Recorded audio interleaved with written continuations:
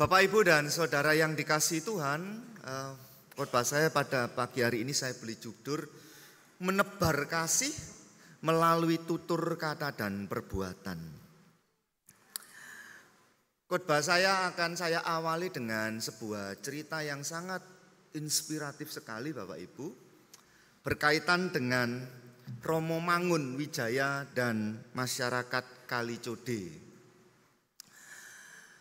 Ya, Romo Mangun Wijaya almarhum ya, meninggal 26 tahun yang lalu lah, kurang lebih tahun 1999.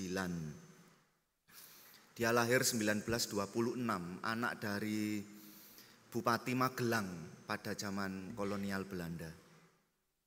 Dia salah satu Romo yang sangat menginspirasi. Nah, apa hubungannya Romo Mangun Wijaya ini dengan masyarakat di Kalicode di Yogyakarta sana Bapak Ibu? Ya sekitar tahun 80-an Bapak Ibu, kawasan Kalicode Yogyakarta ini menjadi daerah yang sangat kumuh sekali. Sehingga akhirnya pemerintah Yogyakarta ingin Kalicode ini dibersihkanlah, menggusur kampung tepi sungai itu untuk digunakan sebagai jalur hijau. Jadi memang kampung Code ini adalah kampungnya orang-orang yang tersisihkan dari pembangunan yang ada di Yogyakarta pada waktu itu.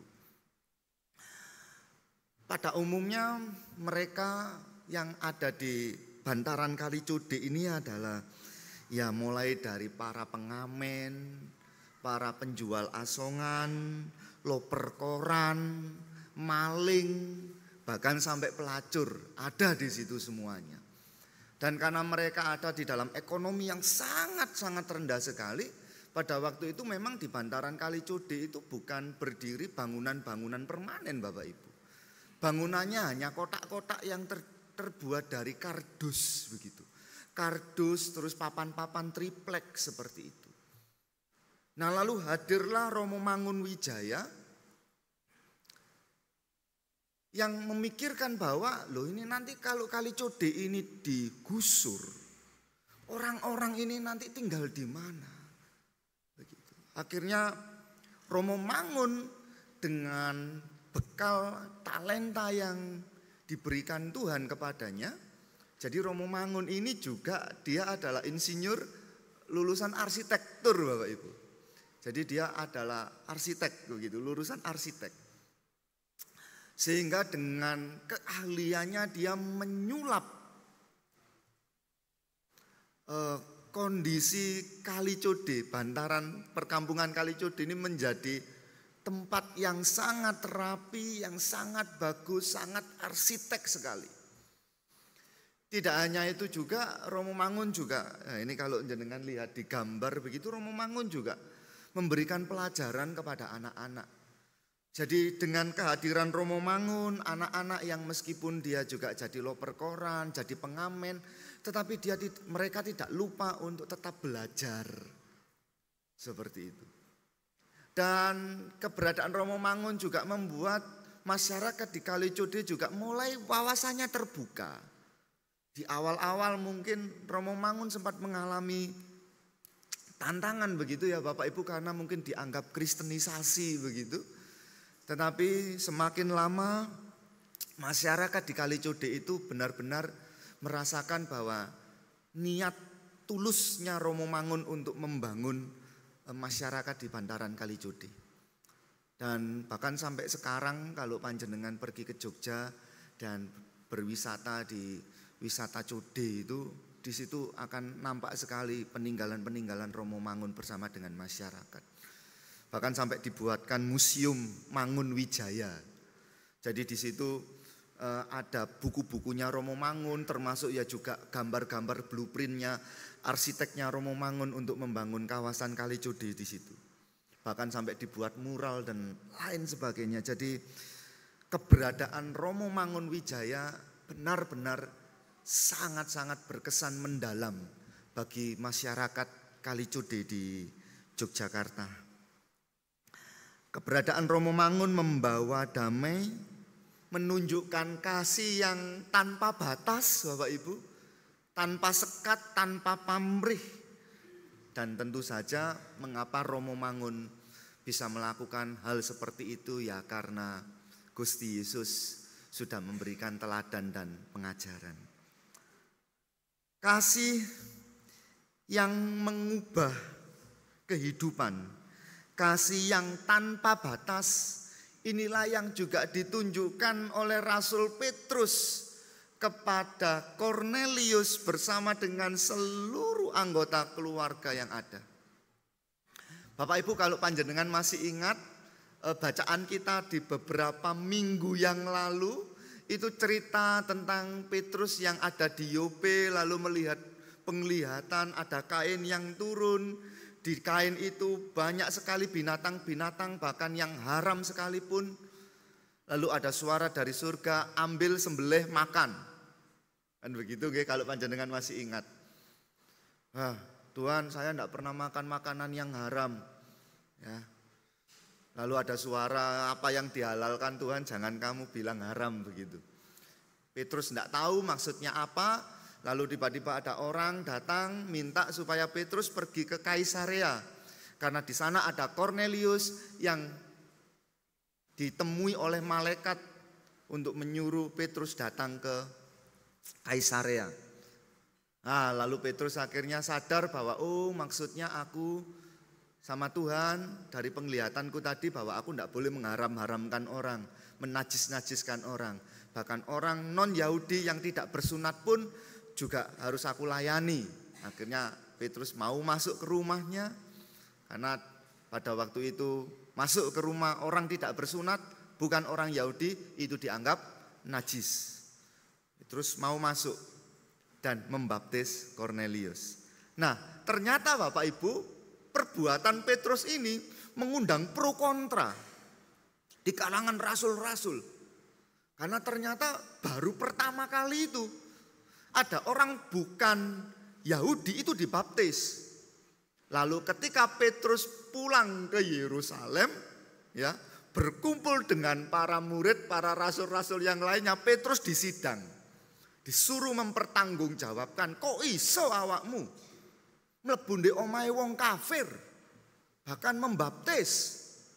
Nah, ketika ditanya seperti itu, dalam bacaan kita ini tadi, Petrus selalu menceritakan mulai dari penglihatannya, mulai dari pengalaman Kornelius bertemu malaikat. Dan Petrus menceritakan bahwa ketika Petrus masuk dan berbicara kepada Kornelius dan seluruh anggota keluarganya, ternyata mereka pun juga kadunungan Roh Suci. Mereka mendapatkan Roh Kudus sama persis seperti ketika para murid menerima Roh Kudus di Pentakosta itu. Lalu akhirnya Petrus juga ingat, ini toh maksudnya Tuhan Yesus. Tuhan Yesus pernah ngomong bahwa Yohanes membaptis dengan air, tapi aku akan membaptis dengan Roh Kudus. Nah, lalu setelah Bapak Ibu, setelah Petrus menjelaskan itu semua, maka tenanglah hati para murid. Lalu para murid memuliakan Allah katanya, jadi kepada bangsa-bangsa lain juga Allah mengaruniakan pertobatan yang memimpin kepada hidup. Ternyata kasih Allah, keselamatan Allah bukan hanya untuk orang Yahudi saja, tetapi untuk segala bangsa. Kasih Allah tanpa syarat. Kasih Allah tidak mengenal sekat kehidupan. Nah, Bapak Ibu dan saudara yang dikasihi Tuhan, bukankah kasih, katresnan, ini adalah ciri kekristenan? Gitu. Kalau kita ngomong soal kekristenan pasti ngomongnya soal kasih. Gitu. Nah, dalam bacaan Injil Bapak Ibu ada mandatum novum, perintah baru. Kalau panjenengan mungkin mengingat mandatum novum ini pasti dibaca setiap kali peristiwa apa Bapak Ibu? Kamis Putih. Setelah pembasuhan kaki, Yesus membasuh kaki para murid, Maka Yesus memberikan perintah baru, mandatum novum ini. Perintah baru apa Bapak Ibu? Kok bisa dikatakan perintah ini baru? Ya, kalau kita melihat perjanjian lama Bapak Ibu, sudah ada tertulis, kasihlah Tuhan Allahmu dengan segenap jiwa dan segenap kekuatanmu. Kasihlah Tuhan Allahmu. Ulangan pasal 6 ayat 5, ayat 4 sampai 5. Sema Yisrael itu yang setiap hari diucapkan oleh orang Israel. Mengasihi Allah. Nah, kalau hanya berhenti pada mengasihi Allah saja, ini bukan sesuatu yang baru. Karena sejak dalam perjanjian lama mengasihi Allah ini sudah diajarkan. Namun ada yang baru dalam perintah yang diberikan oleh Tuhan Yesus. Yaitu bahwa ukuran cinta kasih yang ditunjukkan oleh manusia, yaitu kita harus mencintai Yesus sebanyak Yesus mencintai kita. Jadi di sini ada sesuatu yang barunya. Sesuatu yang baru adalah ketika kita diminta untuk mencintai sesama, sama seperti Yesus mencintai kita.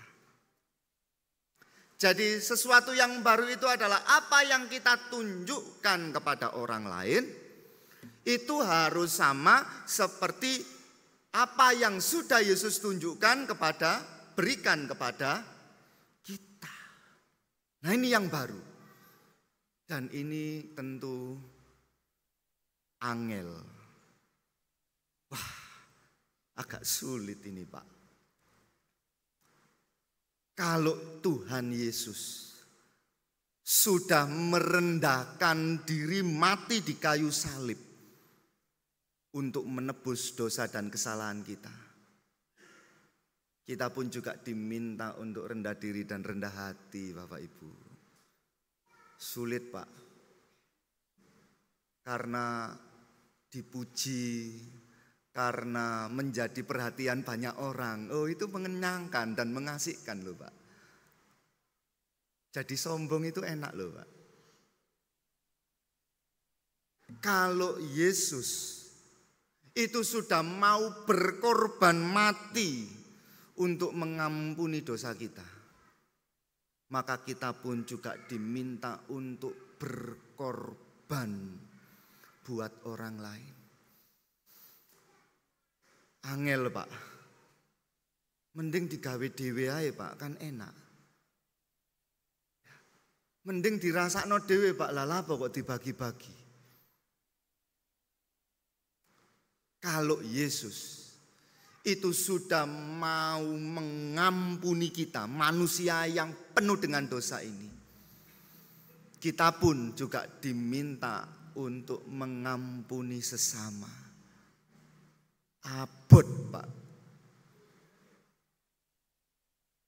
Karena ketika saya masih mengingat apa yang dia lakukan kepada saya, cek mangkel iki Pak. Bapak Ibu dan Saudara yang dikasihi Tuhan, melalui perintah baru ini sebenarnya ingin menunjukkan bahwa ukuran orang mengasihi Allah itu dilihat dari perbuatan dan perlakuannya kepada sesamanya. Saya ulangi sekali lagi. Ukuran seseorang mengasihi Allah itu juga bisa dilihat bagaimana dia memperlakukan sesamanya.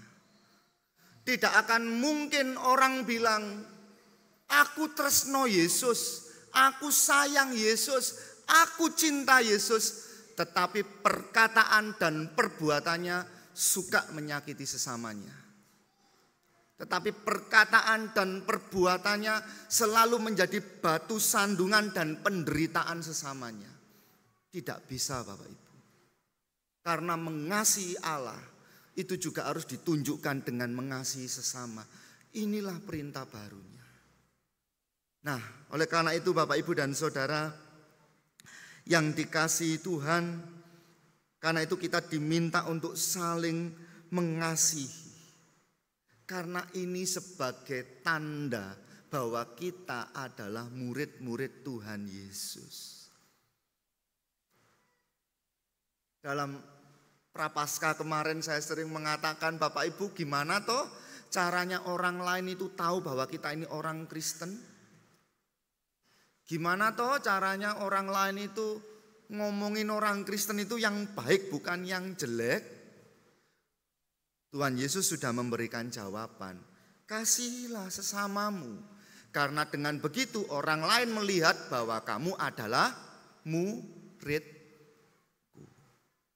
Nah, oleh karena itu Bapak Ibu dan Saudara, sama seperti cerita Romo Mangun yang juga keberadaannya menebar kasih bagi masyarakat Kalijodo, sama seperti Petrus yang menunjukkan kasih Allah kepada Kornelius yang tanpa batas, pun juga pada Tuhan Yesus.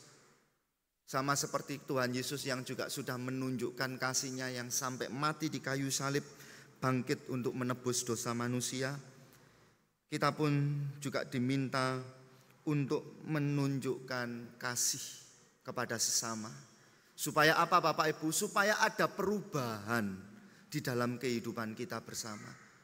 Supaya ada langit baru, supaya ada bumi baru, di mana sudah tidak ada ratap tangis, tidak ada kesedihan, tetapi semua orang bisa merasakan kasih, damai, sukacita yang luar biasa yang berasal dari Tuhan. Inilah yang menjadi panggilan kita bersama. Mari Bapak Ibu dan Saudara yang dikasihi Tuhan, kita bersama-sama berupaya.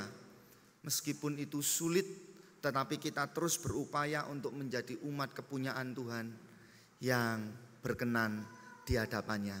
Dengan bersama-sama menjalankan perintah baru ini, Mandatum Novum.